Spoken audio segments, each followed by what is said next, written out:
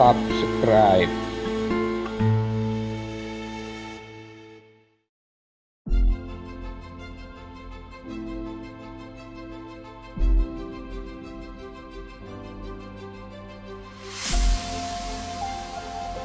Masih di Istana Buitenweg.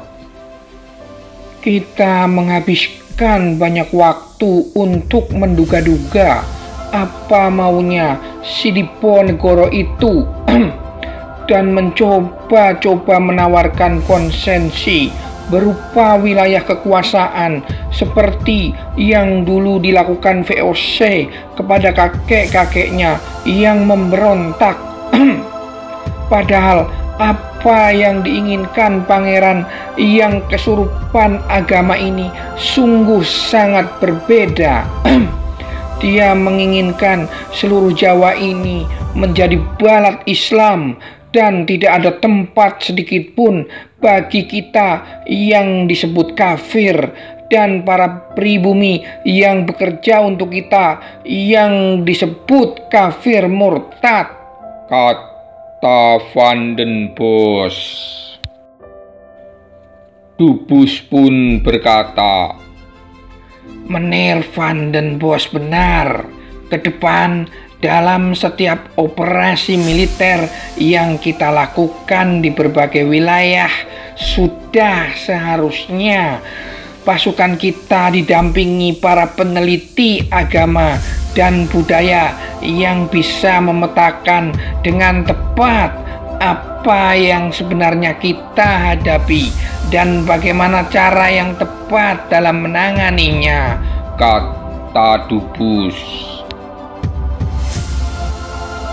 Dekok pun berkata, Iya Meneer Dubus, agar saya tidak dipusingkan lagi oleh orang kepercayaan Anda yang kekejamannya mengundang kebencian rakyat hingga kita nyaris tidak punya ruang gerak di 2 tahun pertama peperangan.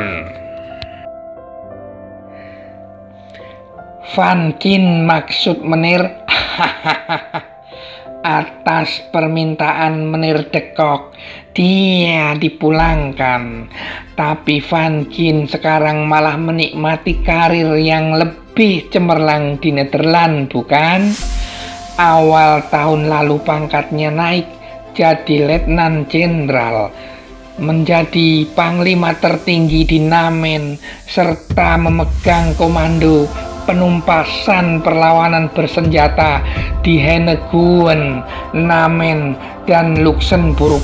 Bahkan 6 bulan lalu dengan surat keputusan kerajaan dia diangkat sebagai komandan utama Militaire Willem Orde. Meneer Van den Bosch tentu lebih tahu, kata Dubus.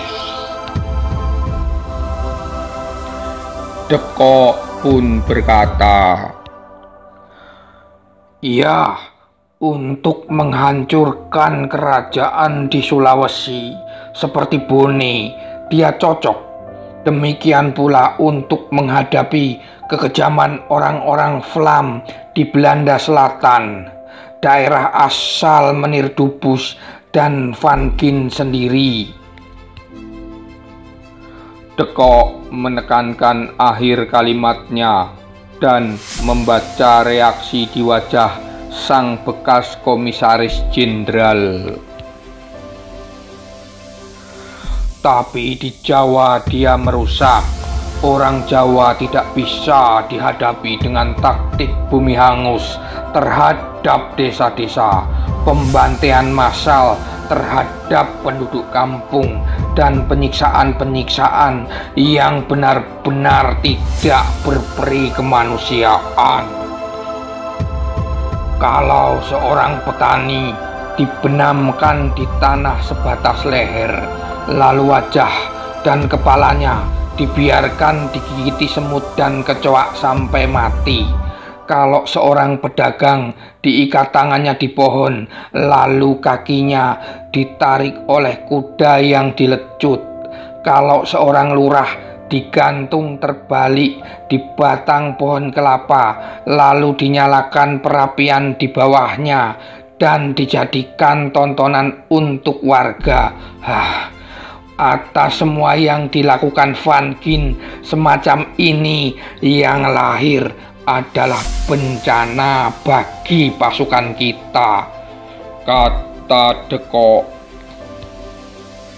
Asal Menir De Kock tahu, saya lebih kejam daripada Van Gin, kata Van den Bosch.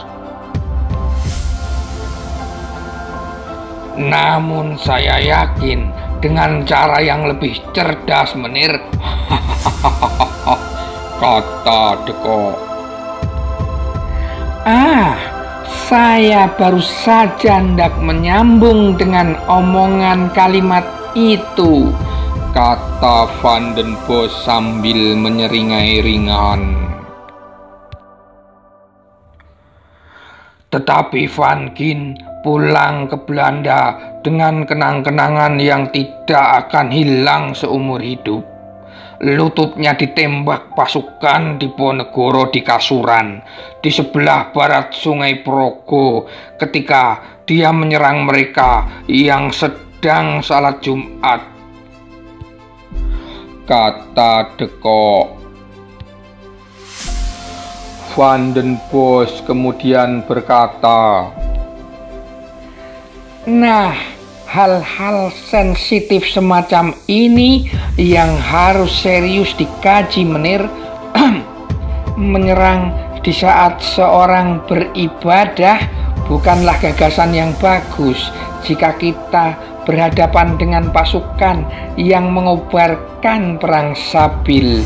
Hal semacam ini hanya akan memperkuat keyakinan bahwa mereka berada di jalan yang benar, memperbesar semangat tempur mereka, dan membuat mereka semakin tidak takut mati.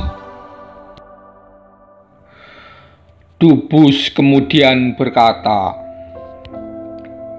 ya, harus diakui, hal semacam inilah yang saya dan orang seperti Van Gin belum pahami dengan baik. Sangat saya sesali, kata Dubus sambil memainkan pena di atas tumpukan kertas di mejanya. Dia sudah membaca bagaimana De Kock akan berusaha memuluskan semua rencana perangnya dan menjadikan Van den Bosch mengikuti semua kemauannya. Tapi dia juga telah melihat bahwa Gubernur Jenderal baru itu benar-benar sosok berwawasan luas yang tidak akan mudah didikte oleh siapapun. Saya pernah melihat dengan mata kepala sendiri bagaimana pasukan Jawa mengamuk, ujar De Kock. Mereka menyerang kavaleri kita dengan tombak-tombak panjangnya. Gerakan mereka begitu mantap dan tertata. Tombaknya dihantamkan ke leher kuda para perwira kita hingga hewan itu terkejut. Ketika kudanya berjingkrak, mengangkat kaki, dan penunggangnya kehilangan kendali, dada mereka jadi sasaran empuk hujaman tombak itu. Saat setelah terjadi fase pertempuran jarak dekat, orang-orang Jawa itu menundukkan kepala mereka, bergerak seperti kesetanan. Dari mulut mereka terdengar pekik nyaring yang mengerikan. Mereka meneriakkan kebesaran sesembahan mereka dengan suara yang mengiris hati, kata De Kock. Dan yang waktu itu sukar saya percaya dari laporan Menir De Kock adalah bahwa rakyat desa-desa, para petani miskin turut serta dalam melawan kita dengan keris-keris mereka, kata Dubus. Senjata sehari-hari itu diikat di ujung bambu atau galah kayu. Lalu mereka bergabung menyerang gerak mundur pasukan kita yang biasanya sudah dalam keadaan kacau. Dengan tombak keris itu, mereka menjatuhkan para kavaleri kita dari kuda sebelum sempat mengisi ulang bedilnya. Lalu mereka membantai beramai-ramai. Begitu selesai, mereka langsung lepas keris dari gagangnya, menyarungkan dan menyembunyikannya di balik baju atau celana, dan kembali turun ke kebun dan sawah sebagai petani biasa, seolah tidak terjadi apa-apa. Verdome, kata Dubus. Dan betapa memalukannya sampai pasukan kita dipecundangi oleh petani-petani semacam itu. Menir de Kock, bagaimana bisa begitu? Kata Van den Bosch. Kesatuan-kesatuan pasukan Pangeran Diponegoro, terutama Pinilih, Bulkio, Arkio dan Turkio dan Barjamuah sangat mahir melakukan penghadangan serta penyergapan, Menir. Mereka gemar bersembunyi di rerumputan tinggi di tepi jalan yang akan dilewati pasukan kita. Lalu dari posisi tiarap mereka menembaki pasukan kita dalam formasi setengah lingkaran yang mematikan. Setelah terpukul oleh pasukan inti sang pangeran, kita pun mundur. Saat itulah para petani desa berani menyerang gerak mundur kita dengan berbagai senjata, termasuk bandring alias ketapel besar. Mereka juga menyiapkan borang alias lubang-lubang jebakan yang dipasangi bambu runcing yang tajam dan mematikan. Kata de Kock. Sukar dipercaya, kata Van den Bosch. Pasukan Pangeran Diponegoro juga sangat pandai memanfaatkan tembok-tembok batu di perdesaan yang awalnya banyak dibangun warga untuk mencegah serbuan gerombolan perampok. Lebih-lebih jika mereka menguasai bekas perbentengan tua seperti Keraton Amangkurat di Pleret. Ketika kami menyerang tempat itu, dipimpin perwira Zeni kita yang paling berpengalaman, Kolonel Fran David Josius, dibutuhkan waktu hingga 3 bulan sebelum 400 prajurit Diponegoro yang mempertahankannya bisa dikalahkan dengan pertempuran paling berdarah yang hanya menyisakan 40 orang saja di antara mereka yang masih hidup. Itu pun dalam keadaan terluka parah. Kata de Kock.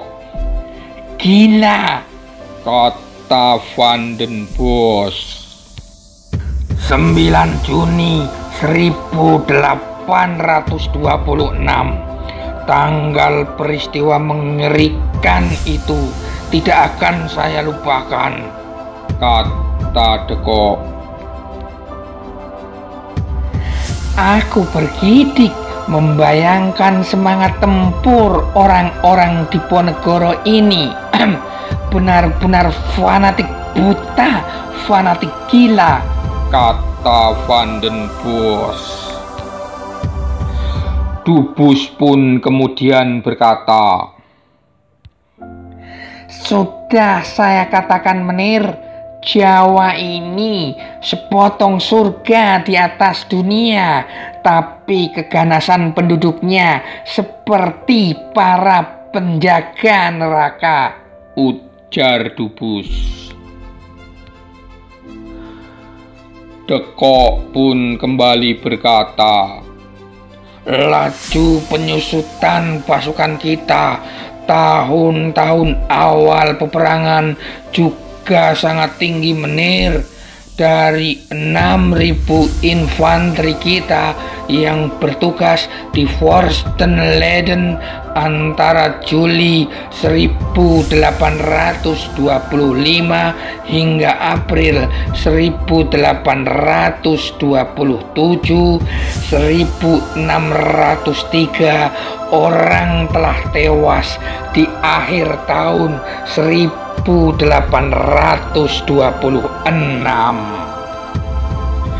Sedikitnya jumlah serdadu Eropa membuat para komandan kita kesulitan melakukan gerak ofensif yang menentukan.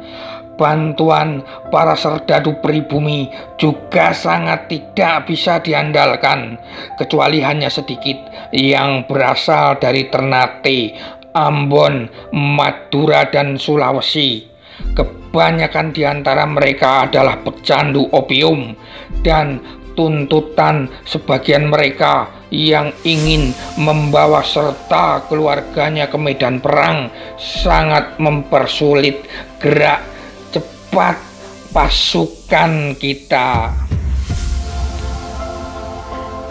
Saya bisa membayangkan betapa rumitnya situasi yang Menir Dekok hadapi, terlebih ketika Menir Dubus belum memberi dukungan sepenuhnya pada rencana-rencana strategis maupun taktis yang harus diambil, kata Van den Bosch. Iya Menir, tapi di antara keputusan terbaik yang ditetapkan Menir Dubus adalah menutup semua front di Sumatera dan Sulawesi serta mengonsentrasikan seluruh kekuatan kita di Jawa, kata Dekok. Aha, sesekali ternyata Menir Dekok mau mengapresiasi apa yang saya lakukan, kata Dubus. Menir Dekok yang saya kenal 20 tahun yang lalu memang seorang perwira yang andal dan objektif. Menir Dubus, kata Van den Bosch. Oh iya Menir, ujar Dubus dengan wajah tidak peduli pada pernyataan Van den Bosch barusan, dan tampak ingin segera mungkin mengalihkan topik.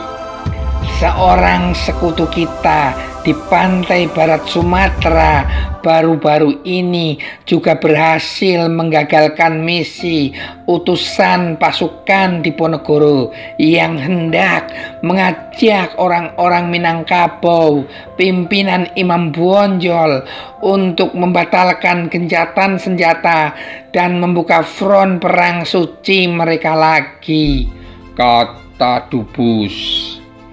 Sekutu kita? Tanya Van den Bosch. Tuanku Lelo maksud saya, kata Dubus. Hahaha, itu sih sekutu Anda dalam hal jual beli senjata Menir, timpal Dekok. Asal Menir Dekok tahu, tak pernah aku berniat mengkhianati negaraku dan tentaraku soal itu. Aku tahu apa yang kujual pada mereka, dan aku tak pernah menikmati sendiri hasilnya. Kalau bukan karena jual beli senjata ini, pasukan kita tidak akan bisa bertahan sampai saat ini. Ingat, hampir separuh anggaran yang aku keluarkan untuk sistem pertahanan bentengmu yang mahal yang berasal dari keuntungan penjualan senjata ini, Jenderal, kata Dubus. Dan semoga bukan senjata-senjata yang kau jual itu yang telah menewaskan 15.000 serdadu kita selama perang Jawa ini, Menir, kata Deko. Nih, kita sama-sama tahu bahwa Diponegoro punya pasokan mesiu dan amunisi bagus dari Samen, dekat Bantul dan Dekso di sebelah barat Sungai Progo. Yang gila, wanita-wanita desa yang dididik Pangeran Ngabei dan anak-anaknya lah yang mengerjakan pembuatannya. Pabrik senjata Diponegoro juga ada di Geger dan Kota Gede. Yang terakhir ini luar biasa menyulitkan karena merupakan daerah yang tidak bisa kita intervensi mengingat statusnya sebagai wilayah yang diperintah bersama oleh Kasultanan Yogyakarta dan Kasunanan Surakarta karena adanya makam pendiri kerajaan Panembahan Senopati di sana. Celakannya, bekas ibu kota pertama Mataram ini ada orang-orang Kalang yang dulu didatangkan dari Bali oleh Senopati dan Sultan Agung. Mereka sangat ahli dalam pengolahan logam, kata Dubus menjelaskan. Bagaimanapun juga, soal jual beli senjata ini hal yang paling tidak bisa ditoleransi, Menir, kata Deko. Menir Dekok, ujar Van den Bosch sambil memberi isyarat agar jenderalnya itu mendekat. Sang panglima yang telah sejak tadi berdiri di kursi untuk mengimbangi ritme diskusi Dubus melangkah ke arah tempat duduk sang gubernur jenderal. Van den Bosch mendekatkan mulutnya ke telinga Deko. Saya sudah berjanji membekukan dokumen soal jual beli senjata Menir Dubus dengan syarat tertentu, kata Van den Bosch. And what? Kata Deko. Tenang, Menir Dekok, saya yang menjaminnya, kata Van den Bosch. Saya tetap belum bisa menerima ini, Menir, kata Deko. Menir Dekok boleh keberatan, tapi kita akan bahas itu nanti. Saya berharap kita selesaikan dulu soal evaluasi Perang Jawa dan cara kita menyelesaikannya sesegera mungkin. Saya punya tugas berikutnya yang jauh lebih penting dari sekedar menghentikan perang, kata Van den Bosch. Dan itu adalah? Tanya Deko. Ekonomi, Menir, ekonomi. Kerajaan kita diambang kebangkrutan gara-gara ke barat Diponegoro ini. 20 juta gulden sudah yang kalian habiskan selama 5 tahun di Jawa ini, setara dengan pendapatan tanah jajahan selama 2 dekade para pemberontak Flam di selatan. Van den Bosch melirik sejenak kepada Dubus yang berasal dari daerah yang dimaksud. Dekok pun ikut menengok. Para pemberontak Flam di selatan tampaknya akan mengambil kesempatan untuk memerdekakan, terutama daerah-daerah berbahasa Perancis. Sementara kita tidak punya anggaran sama sekali untuk menekan gerakan-gerakan mereka. Yang Mulia Raja Willem sangat cemas, kata Van den Bosch. Kau dengar itu, Menir? Sahut Dubus yang merasa punya peluang menyodok Deko. Sistem perbentenganmu itu mahal sekali dan sampai sekarang belum ada hasil yang signifikan, kata Dubus. Kiai Mojo sudah kita buang ke Ambon, kemudian ke Tondano. Pangeran Ngabei dan banyak lagi pangeran serta tumenggung lain sudah tewas. Pangeran Mangkubumi juga sudah menyerah. Sentot Prawirodirjo, ahli bahasa yang mereka banggakan, malah sudah bergabung dengan kita. Kita bahkan sudah hampir menangkap Diponegoro di Silo, kemudian juga di Gowong ketika dia dikepung oleh koloni gerak cepat arahan Mayor A.V. Michel dan terpaksa menjatuhkan dirinya ke jurang dengan kehilangan pusaka-pusaka andalan dan terpisah dari pasukannya. Kini dia berkelana dengan prihatin di Bagelen Barat, hanya ditemani kedua pengiringnya. Sementara ke-11 koloni gerak cepat kita terus mengejarnya. Anda sebut itu kurang signifikan, kata Deko. Menurut saya, lanjut Van den Bosch sambil berdiri dari kursinya. Menir de Kock seharusnya punya kesempatan untuk menghancurkan Diponegoro sejak awal peperangan. Kalau saya telaah, sebenarnya pendukungnya terdiri atas dua golongan besar yang sebenarnya sangat sukar dipersatukan, kata Van den Bosch. Nah, kena juga Deko akhirnya, pikir Dubus. Ya Menir, saya tahu. Bahkan antara Pangeran Diponegoro dan Kiai Mojo sendiri, kedua pusat gerak dan kekuatan peperangan pihak lawan, sering terjadi perdebatan keras dan persaingan pribadi. Kelompok para pangeran kerabat Kesultanan dan priai-priai pengikut Diponegoro tidak pernah suka dengan perilaku kaum santri pimpinan Kiai Mojo yang mereka anggap terlalu congkak dalam beragama. Kehidupan sama rata dan sama rasa ala kaum santri pastilah mengganggu kenyamanan dan keistimewaan kasta para bangsawan, kata Deko.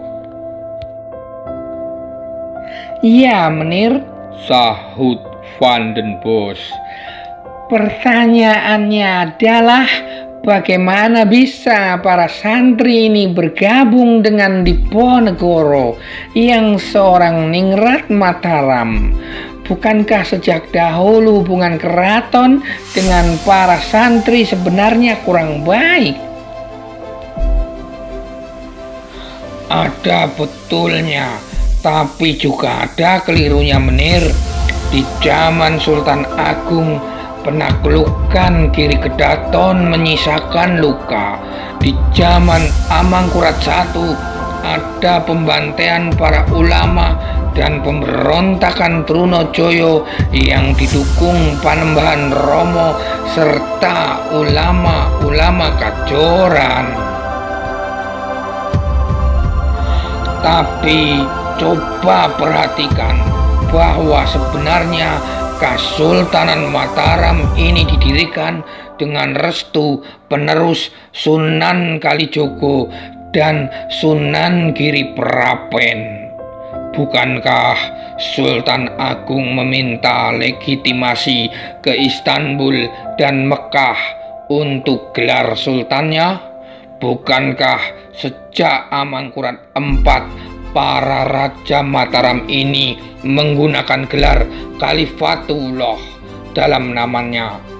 Bukankah Pakubuwono II diungsikan ke pesantren Tegalsari ketika keraton Kartosuro hancur oleh pemberontakan orang-orang Cina?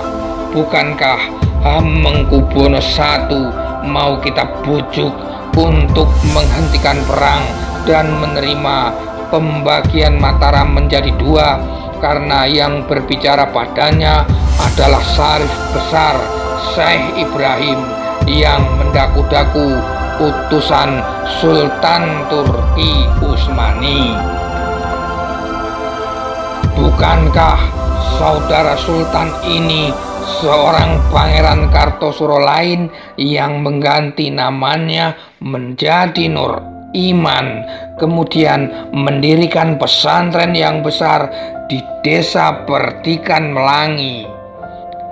Bukankah Pakubuwono IV pernah berani melawan VOC dan dua kerajaan lain karena penasihat-penasihatnya yang ulama keras kepala itu? Dan bukankah yang mendidik Diponegoro adalah nenek buyutnya, Ratu Ageng, yang mendampingi suaminya 9 tahun mengobarkan perang Sabil melawan kita, dan telah menjadikan Puri Tegalrejo sebagai markas para santri, serta dengan royal membiayai mereka yang berangkat haji, sebagaimana Panembahan Buminoto di Surakarta. Maksud menir? Tanya Van den Bosch. Kita selama ini mengira keraton dan para santri renggang hubungannya, padahal kenyataannya kedua pihak ini saling bahu-membahu ketika menghadapi persoalan-persoalan besar, kata De Kock. Teorimu menarik, menir, kata Van den Bosch. Iya, menir, sekeras apapun perdebatan antara Kiai Mojo dengan Pangeran Diponegoro, menir tahu apa yang dikatakan Kiai itu saat Kolonel Clearen mencoba menghasut bahwa dialah yang lebih pantas menjadi Panotogomo, pemimpin agama Islam di Jawa. Dalam bahasa Jawa dia berkata, "Inggih kula dutaneki mboten wonten narendroji ingkang ngluhuraken agaminyo kadosta Jeng Sultan Abdul Hamid," kata De Kock. Kemampuan bahasa Jawa menir De Kock semakin meningkat, timpal Dubus sambil tersenyum. Tapi saya dan menir Van den Bosch pasti tidak mengerti. Tolong terjemahkan, menir, kata Dubus. Van den Bosch kemudian berkata, artinya adalah ya, saya hanyalah utusan. Tidak ada raja yang memuliakan agamanya seperti Sultan kami, Abdul Hamid Diponegoro. Sementara Dubus terlongong-longong mengetahui Van den Bosch bisa menerjemahkan kata-kata bahasa Jawa itu, De Kock hanya tersenyum simpul, kemudian berkata, seperti sudah saya duga, menir, Gubernur Jenderal memang seorang yang jenius. Luar biasa, gumam Dubus. Seperti yang Menir Dubus katakan di awal perbincangan kita, pejabat-pejabat kita yang ditugaskan ke Jawa seharusnya belajar tentang segala serba-serbinya. Bagi saya, termasuk bahasa tentu saja.